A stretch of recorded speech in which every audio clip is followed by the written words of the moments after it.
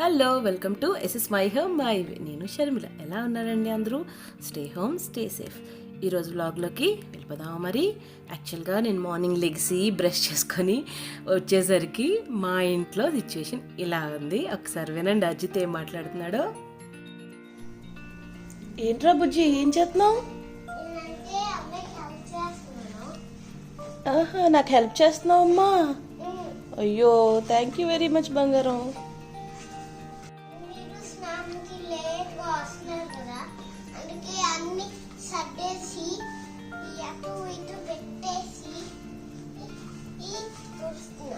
అయ్యో, thank you very much బుజ్జి.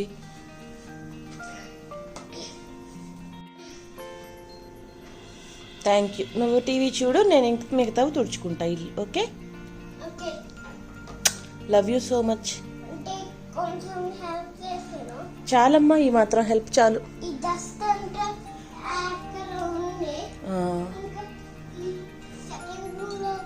నేను తుడుస్తానమ్మా, నేను తుడుస్తాలే బంగారం. సో అలా హెల్ప్ చేయడానికి ట్రై చేశాడనమాట. మీరు రోజు కష్టపడుతున్నారు కదా ఉదయం లెగిసి, అందుకని నేను హెల్ప్ చేస్తా అన్నాడు. ఏంటో మనకి ఆ మాట అనగానే నాకు అసలు ఎంత బాగా అనిపించిందో. అంటే ఇప్పుడు ఇలాగే అంటావులే, కొంచెం పెద్ద అయ్యాక చేయమంటే హెల్ప్ అస్సలు చేయవురా నువ్వు అని చెప్పి అంటున్నా అనమాట.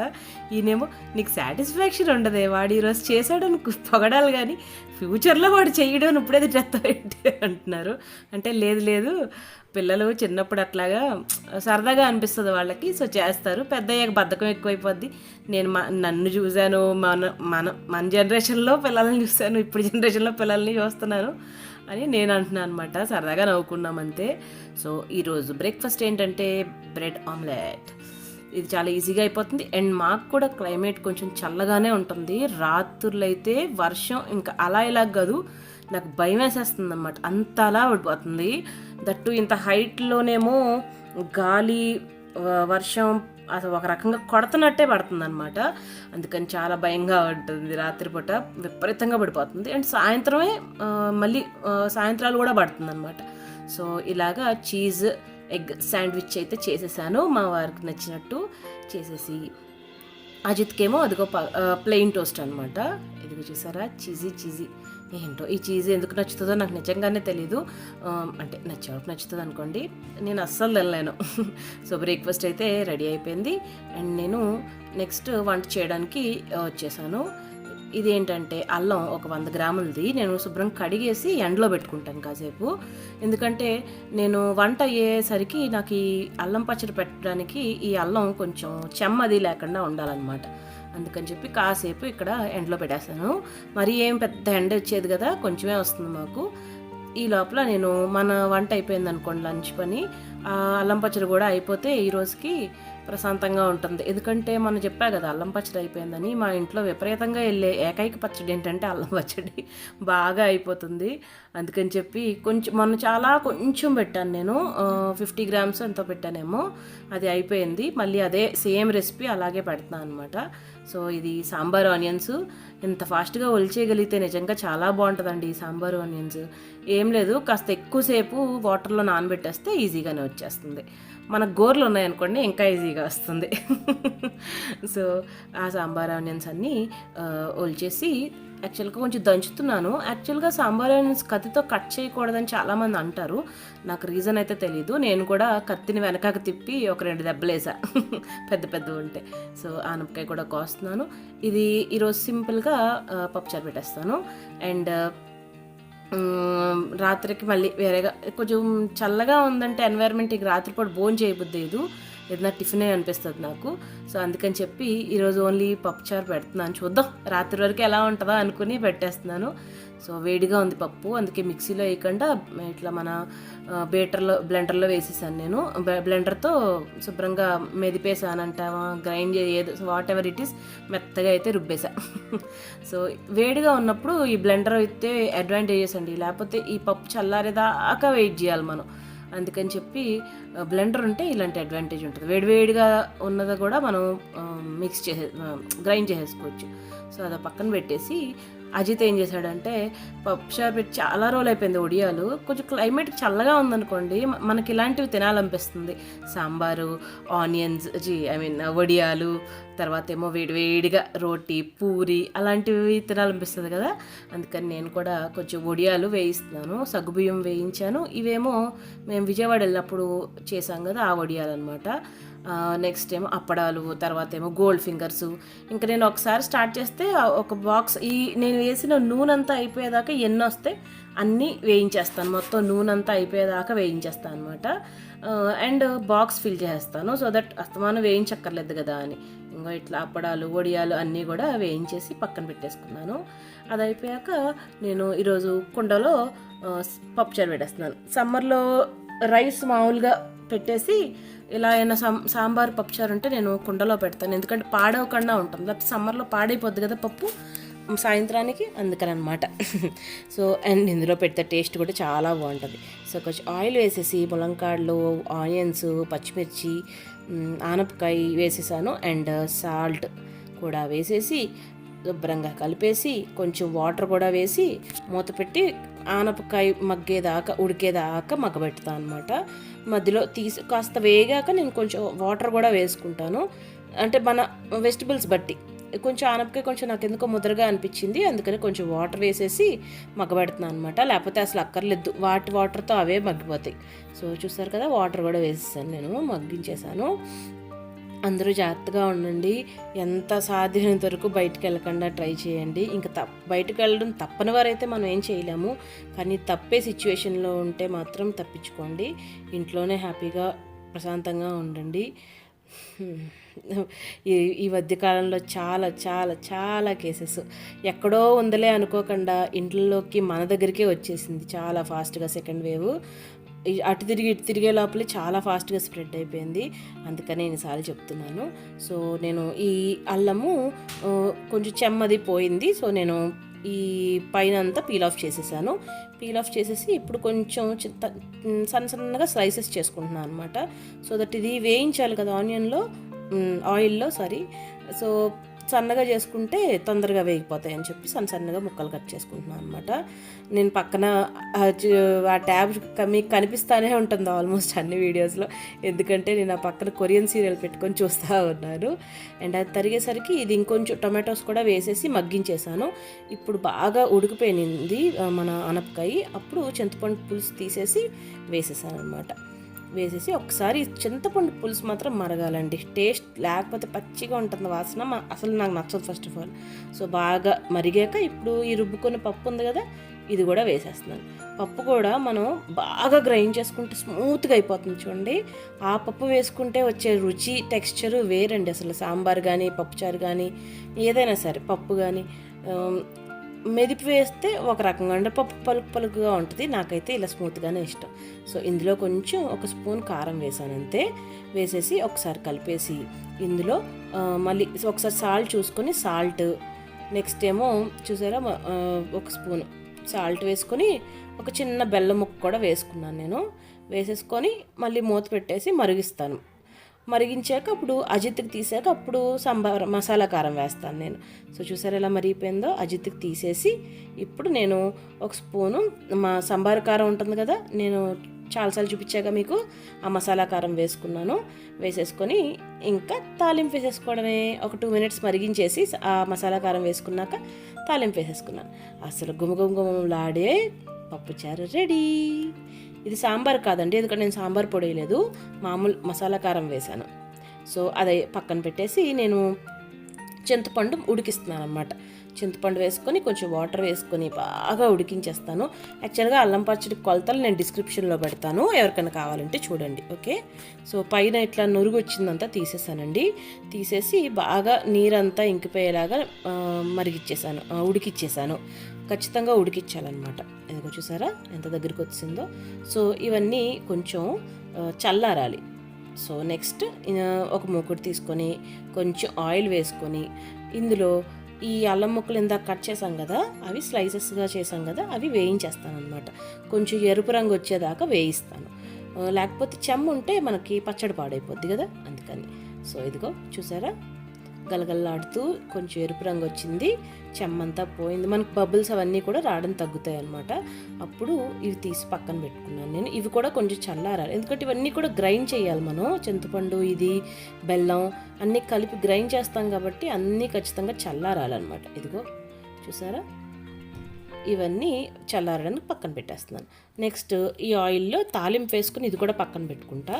నెక్స్ట్ ఆవాలు, జీలకర్ర, ఎండుమిర్చి, కరివేపాకు, కొంచెం ఇంగువ, పసుపు వేసేసుకొని పక్కన పెట్టుకుంటాను నేను. ఇవి చల్లారాలుగా మరి. అండ్ నేను ఈ స్టేజ్లో వెల్లుల్లిపాయలు కూడా వేయాలి కానీ మర్చిపోయానండి, తర్వాత వేసాను, అది కూడా చూపిస్తాను. సో అది పక్కన పెట్టుకొని ఒక స్పూను మెంతులేమో వేయించి పెట్టుకుంటున్నాను అనమాట. ఎందుకంటే పొడి కావాలి నాకు, మెంతు పొడి లేదు, మెంతు పొడి కావాలి. ఇది అయిపోయాక మళ్ళీ కొంచెం మెంతులు వేయించి పొడి చేసి పెట్టుకుంటే బెటర్, రెడీమేడ్గా ఎప్పటికప్పుడు అవసరం ఉంటుంది కదా. సో ఇట్లా దంచి పెట్టుకున్నాను నేను. అండ్ చెప్పా కదా ఇంతకు వెల్లుల్లిపాయలు వేయడం మర్చిపోయానని, అందుకని మళ్ళీ కొంచెం ఆ నూనె వేడి చేసి లైట్గా వెల్లుల్లిపాయలు వేసి పక్కన పెట్టేశాను. సో దట్ అందులో ఏదైనా చెమ్మున్నా కొంచెం తగ్గుతుంది కదా అని. నెక్స్ట్ ఆ వెల్లుల్లిపాయలు కూడా వేసి రుబ్బినప్పుడు వేసేస్తాంలేండి. సో అన్నీ చల్లారిపోయాక ఇప్పుడు చింతపండు, ఇందాక వేయించుకున్న అల్లం, ఇందులోనే కారం, నెక్స్ట్ ఉప్పు, బెల్లం అన్నీ వేసేసి శుభ్రంగా మిక్స్ చేసేసి, చూసారు కదా ఉప్పు, నేను కొలతలన్నీ కింద డిస్క్రిప్షన్లో ఇస్తానండి, ఒకసారి చూడండి ఎవరికన్నా కావాలంటే. సూపర్ ఉంటుంది. మనకు బెల్లం అడ్జస్ట్ చేసుకుంటే బెటర్ అండి. నేను ఇప్పుడు వేసుకున్న దానికంటే ఇంకొక 1/2 కప్ ఎక్స్ట్రా పడింది నాకు బెల్లం, అందుకని చెప్తున్నాను. మీరు గ్రైండ్ చేసినప్పుడు ఇందాక వేయించిన వెల్లుల్లిపాయలు చూసారు కదా, అందులో ఒక సగం తీసి ఇందులో వేసి మెంతి పొడి కూడా వేసేసాను. ఇప్పుడు కలిపేస్తున్నాను. నేను అల్లం పచ్చడి మిక్సీ జార్లో వేసి గ్రైండ్ చేసినప్పుడు నేను కొంచెం టేస్ట్ చూసుకున్నాను, నాకు అప్పుడు బెల్లం సరిపోలేదు అనిపిస్తే ఇంకో 1/2 కప్పు ఎక్స్ట్రా యాడ్ చేసుకున్నాను. ఓకే అండి, అందుకని చెప్తున్నాను. మీరు గ్రైండ్ చేసినప్పుడు మీ టేస్ట్ బట్టి, కొంతమందికి తీయగా నచ్చుతుంది, బాగా తీయగా ఉండాలి, కొంతమందికి మీడియంగా ఉండాలి, కొంతమందికి అలా మన టేస్ట్ బట్టి అనమాట. సో అలా వేరీ చేసుకోవచ్చు. సో శుభ్రం కలిపేసి మొత్తం అన్నీ మిక్సీ జార్లో వేసి శుభ్రంగా పేస్ట్ చేసేస్తాను. అండ్ నేను కొంచెం వేడి నీళ్ళు ముందే నా కెటిల్లో వేడి నీళ్ళు పెట్టుకొని అవి కొంచెం చిన్న కప్లో తీసి పక్కన పెట్టుకున్నాను అనమాట, గోరెచ్చగా అయ్యేదాకా. సో మీరుకి ఇది గ్రైండ్ చేసినప్పుడు వాటర్ కావాలంటే ఆ గోరువెచ్చిన వాటరు తీసుకొని మనం గ్రైండ్ చేసుకోవాలి. మీ కన్సిస్టెన్సీ మీకు ఎంత కావాలంటే అంత. చూసారా, నేను ఈ మాత్రం కన్సిస్టెన్సీలో చేసుకున్నాను. మీకు కావాలంటే ఇంకొంచెం పలుచగా అయినా పర్వాలేదు. చూసారా, కలర్ అసలు ఎంత బాగుంది కదా. ఇదిగా నేను ఇప్పుడు ఇందాక మనం వేయించుకున్నాం కదా ఆ ఆయిల్ తాలింపు నూనెలో ఈ మిక్సీలో పట్టిన గ్రైండ్ చేసిన పచ్చడి అంతా వేసేస్తున్నాను. యాక్చువల్గా ఈ టైంకి సాయంత్రం అయిందండి, నేను చల్లారడానికి మధ్యాహ్నం అంతా వదిలేసాను, ఇంక పట్టించుకోలేదు, చల్లారాలి కానీ. ఇది సాయంత్రం అనమాట. ఇది కలుపుతుంటే నెమ్మదిగా చీకట్లు ముసురుకొని ఇంకా వర్షం అయితే స్టార్ట్ అయ్యే సూచనలు కనిపిస్తున్నాయి అనమాట. అప్పటికే అజిత్ ఇంకా అరుస్తున్నాడు. చూసారా ఎంత బాగుందో కలర్.